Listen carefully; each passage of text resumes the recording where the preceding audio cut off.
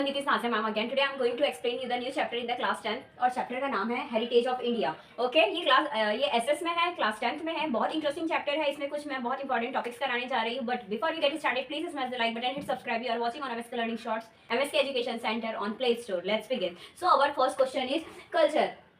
Our most important topic is culture. What is the meaning of the culture? Way of a life. It is made of changes that occur in public life, social rules, regulation of different cities. Okay, अब culture का means क्या होता है? It is, इसका मतलब होता है way of life, किस तरीके से जिंदगी है. और it is made up of change that occur. Change किस में होता है? पब्लिक लाइफ में, सोशल रूल्स में, रेगुलेशन ऑफ डिफरेंट सिटीज में. अब कल्चर लीडिंग टू ह्यूमन. अब देखो, ये जो कल्चर होता है ये हमको आगे लेके जाता है. ओके, कल्चर के 2 टाइप्स होते हैं. कल्चर को 2 हिस्सों में डिवाइड किया गया है. Culture heritage of India, national heritage of India. अब कल्चर हेरिटेज ऑफ इंडिया में क्या है ये देख लेते बेटा. पहला पॉइंट है heritage means valuable gift from our forefather. मतलब हेरिटेज का मतलब ही क्या होता है? यानी हमें हमारे विरासत, जो हमारे पीढ़ी होती है उनसे गिफ्ट मिलना. ओके, कैसे? बहुत कीमती gift. Okay, Indian history is a 1000 year old. Indian history जो है 1000 ईयर ओल्ड है. We say in school pledge I love my country and so.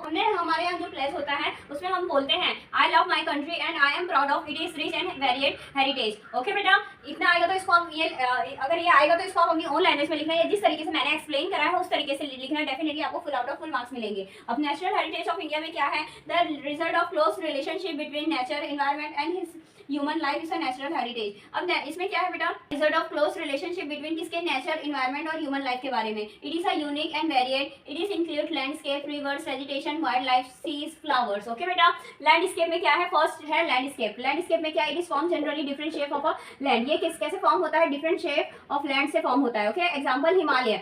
Okay, forest of Terai and it is pilgrim places.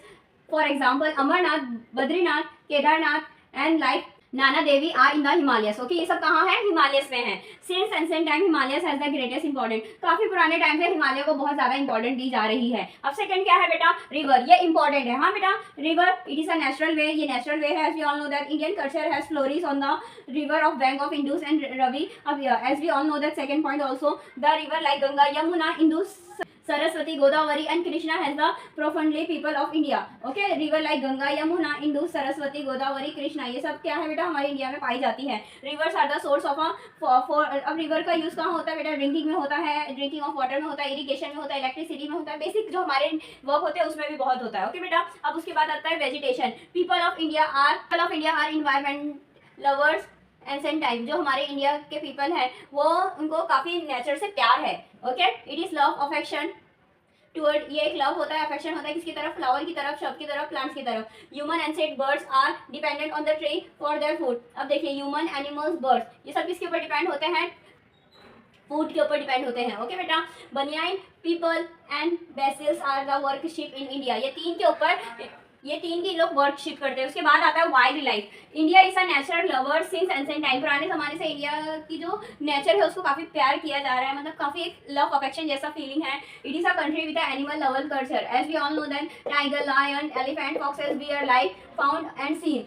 Asian lion is the world found only in the air forest of Gujarat. Asian lion है ये world में found किया जाता है गुजरात में.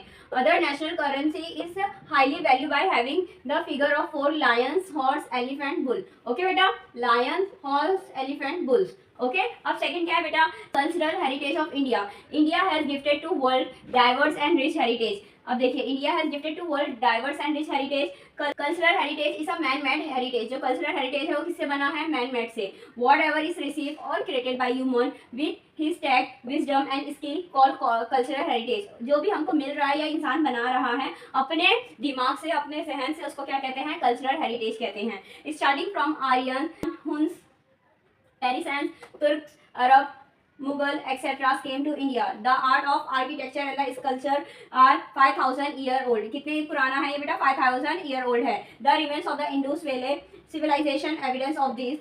On seeing the remains of figure of gods and goddess, human, animals and toys, as well as sculpture of bearded man, statue of dancer one feels self-esteem and pride in our country. अब देखिए बेटा, ये जो आप statue देखते हैं, ये सब जब हम देखते हैं तो ये सब जो भी आकृति होती है, स्टैचू जैसे बड़ी बड़ी इमारतें, ये सब हमको काफी अंदर से एक फक्र फील कराती है. ओके बेटा, ये इसमें बहुत इंपॉर्टेंट है.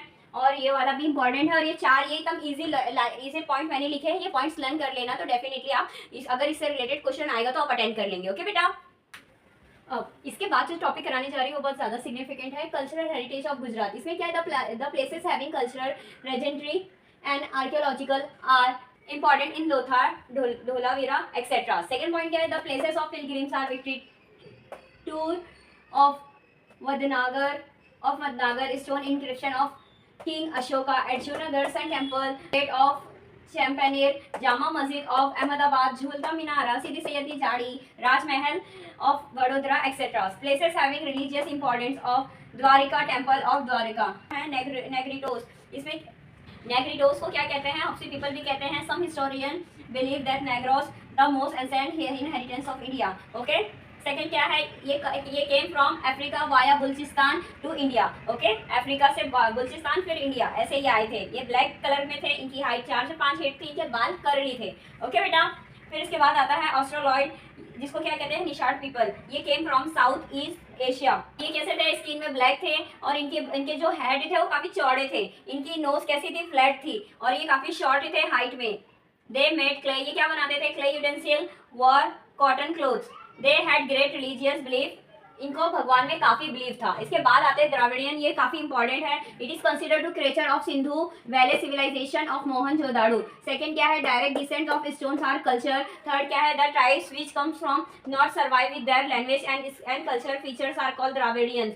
ओके, अब ये मदर, इनको जो कहते हैं इसको गॉडेस कहते हैं, जो फादर होते हैं इनको गॉड कहा जाता है। तो इनके फादर कौन थे, शिवा। इनकी मम्मी कौन थी, Parvati. Traditional of worshipping nature is a gift of a Dravidian. Okay, इनका ट्रेडिशन ऑफ वर्कशिपिंग नेचर ये क्या था बेटा, द्राविडियन का गिफ्ट था। The tradition of worshipping with dhoop, worship करते थे धूप और अगरबत्ती, और वो लैंप होता है दीप, वो बाती आती ना, बाती वो जलाते थे। Okay, are consider to be the gift of Dravidian. Completed बेटा। फिर इसके बाद आते हैं आर्यन, ये बहुत इंपॉर्टेंट है। आर्यन वर्ड नेचुरल, ये कैसे, इनको कुदरत से बहुत लगाव था, मोहब्बत थी। दे love and worship the trees, किसकी वर्कशिप करते थे, ट्रीज की, जैसे तुलसी ये सब की इबादत करते थे। River, mountain, sun, wind and rain. They had compose by riches for praying to various natural element. Understood बेटा। अब the Nordic Aryans were the teachers of Aryan civilization of India. Hindus were called Aryan in ancient time, जो पुराने जमाने के Hindus थे उनको क्या कहा जाता था, Aryans. Area where they were densely populated was called Arya.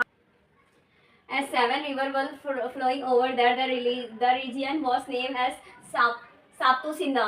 Okay, 7 rivers were flowing over there. That region was named as Saptu-Sindhu. Okay, इसके बाद जो आता है preservation and conservation of the heritage, किस तरीके से हम preserve कर सकते हैं, किस तरीके से conserve करते हैं। To understand the importance of our harmonious culture prosperity to preserve it. सबसे पहले तो हमें इसकी importance खबर होगी, तभी जाके हम इसकी हिफाजत कर सकेंगे। Maintain the forest, tank, river, pond, wild animals and birds along with the natural environment. ये सबको हमको maintain करना है, forest को, tank को, river को, pond को, वाइल्ड एनिमल, ये सबको। To show love for all living creature, जो भी लिविंग क्रिएचर है उसके लिए हमको प्यार दिखाना है, लगाव, मोहब्बत, एहसास दिखाएंगे, तभी जाके हम उनकी फिक्र कर पाएंगे। The protection of the public property and giving up violence are also in it, मतलब जो पब्लिक प्रॉपर्टी उसकी प्रोटेक्शन करना है और जो वायलेंस है उसको हमें गिव अप करना है, स्टॉप कर देना है। ओके बेटा, यहाँ पे हमारा फर्स्ट चैप्टर मुकम्मल तौर पे कंप्लीट हो गया। बहुत इजी पॉइंट में मैंने कराया है और सारे इंपॉर्टेंट पॉइंट्स मैंने लिखाए हैं, ये करके जाना। द्राविड, आर्यन और ये और preservation and the conservation of heritage, ये इंपॉर्टेंट है, इसके आने के चांसेस पक्का रहते हैं। ओके बेटा। और अगर अभी तक आपने हमारे क्रैश कोर्स बाय नहीं करे हैं तो I am giving the link on the description box, आप जाइए और वहाँ से हमारे क्रैश कोर्स बाय करिए और अपने 10th के रिजल्ट को बेहतर बनाइए। Thank you so much for watching this video.